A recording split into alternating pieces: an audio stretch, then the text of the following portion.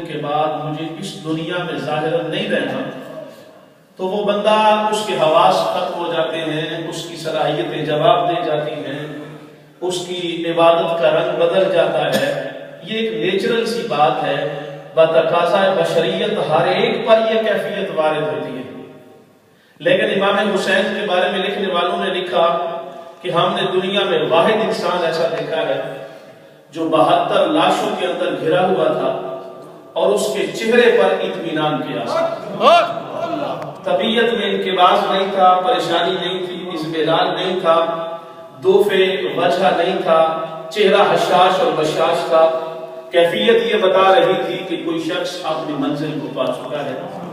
اور منزل پہ پہنچ کے پرسکون اور پر اطمینان ہو گیا۔ امام علی مقام نے آپ کو پتہ ہے آخری رات مانگی تھی، اور آخری رات جب مانگی تو عمر بن سعد نے کہا مجھے لگتا نہیں تھا کہ حسین ڈر جائے گا، لیکن حسین ڈر گیا ہے، اور حسین جو مشن لے کے مدینہ سے چلا تھا وہ اس پر غور کرنے کے لیے ریکنسیڈر کرے گا، ریویو کرے گا اپنی اوپینین کو، اور آج ممکن ہے وہ رات کو یہ فیصلہ کر لے کہ میں واپس چلا جاتا ہوں اور تمہارے ساتھ مقابلہ نہیں کرتا ہوں۔ لیکن امام علی مقام نے جب حضرت عباس نے پوچھا نا حضور رات کی مہلت کا مطلب کیا ہے، فرمایا عباس تمہیں پتہ ہے مجھے قرآن سے بڑا پیار ہے، آج ساری رات میں کھل کے دیگ جل لگا کے جی بھر کر قرآن کی تلاوت کروں گا۔ امام حسین رات بھر قرآن پاک کی تلاوت کرتے رہے۔ جب آدھی رات کا وقت ہوا تو امام اٹھے ہیں، خیموں کا دورہ کیا اور ہر خیمے میں گئے، تو قربان جائے امام حسین جس خیمے میں بھی گئے بی بی پاک دامن وہاں تشریف فرما ہے اور قرآن کی تلاوت کیا۔ ایک خیمے کے پاس سے گزرے تو آپ کو جناب ام لیلہ کی آواز آئی۔ آپ کو پتا ہونا چاہیے ام لیلہ کون ہے۔ ام لیلہ رشتہ میں یزید کی بڑی کلوز رشتہ دار لڑکی تھی، ابو سفیان کا بڑا کلوز، تیسرے سٹیپ پہ اس کا خونی رشتہ بنتا ہے، اور یوں سمجھے کہ امام علی مقام کی بارگاہ میں یہ حضور کی زوجہ محترمہ امام حسین کی زوجہ محترمہ ام لیلہ، ان کی آواز آ رہی تھی اور وہ اپنے 18 سالہ جوان علی اکبر کو کہہ رہی تھی علی اکبر میری بات سنو، تم سو رہے ہو؟ کہا نہیں امی جان میں سو نہیں رہا ہوں، میں اپنے نانا پہ درود پڑھ رہا ہوں۔ کہا آج صرف درود ہی پڑھو گے؟ کہا آج صرف درود پڑھنا ہے کیونکہ میرے نانا نے مجھے جس مقتل کے لیے بھیجا ہے وہ درود میرا سہارا بنے گا، وہ درود میرا آسرا بنے گا، وہ درود مجھے ہمت دے گا، وہ درود مجھے طاقت دے گا، وہ درود مجھے صبر دے گا، وہ درود مجھے استقامت دے گا، وہ درود مجھے اس قابل بنائے گا کہ تیر ہار جائیں گے لیکن علی اکبر کا خون جیت جائے گا۔ اس لیے میں درود پڑھ رہا ہوں اپنے نانا کی بارگاہ میں۔ فرمایا درود تم پڑھ رہے ہو اچھا کام کرو، لیکن میری ایک بات سنو، تمہیں پتہ ہے ماؤں کو بیٹوں پر بڑا ناز ہوتا ہے، کربلا میں مجھے اس بات پر بڑا ناز ہے کہ تو میرا ایک ہی، کیونکہ غزالی صاحب بات پنجابی میں کر رہے تھے، فرمایا تو میرا ایک ہی گبرو پتر ہے، تے پتر اس گل کا خیال رکھی تیرا گبرو ہونا میرے واسطے فخر بن جائے، شرمندگی نہ بنے۔ فرمایا امی جان تسی گل تے کرو، گل کی کرنی؟ فرمایا پتر گل اے کل کربلا دا دن ہے تے تین پتہ ہے تو حسین کا جوان پتر ہے،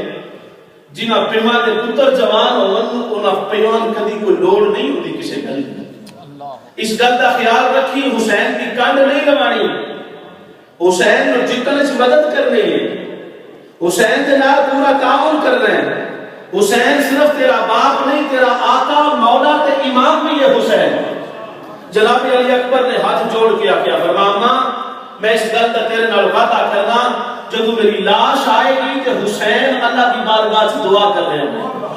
میرے بابا حسین خود اللہ کی بارگاہ سے راضی ہو کے دعا کر رہے ہوں گے کہ قربان جاوا علی اکبر تو لاش تڑپائی ہے دین دی خاطر تے کیڑی سونی تڑپائی ہے، خون پیش کیتے رب کی بارگاہ تے کیڑا چنگا کیتے،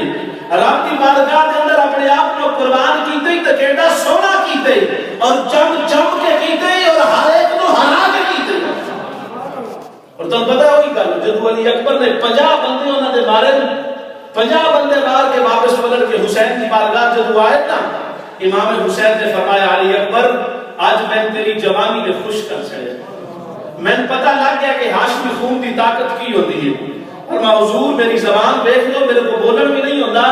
اگر ایک قطرہ پانی کا مل جاتا تو اتنے ہور جہنم چو گل کے آتا لیکن حضور میں پوچھنے آیا ایک دے بدلے 50 مارنے اور چوٹی دے مارے نے فرمانی اکبر ہوں تو نانے کوڑ بھی جائے گا تو نانا بھی تیرا انتظار کرے مقصد میرا گل کرتا ہے سی ایو جی ماں دنیا دے کسے ویکھی ہے ماں جڑی پتر کو نصیحتاں پہ کر دی ہوئے کہ آخری میدان کی جانا ہے کہ انج بن ٹھن کے جانا ہے اور وہ قربانی کا نمونہ پیش کرنا ہے کہ دنیا یاد رکھے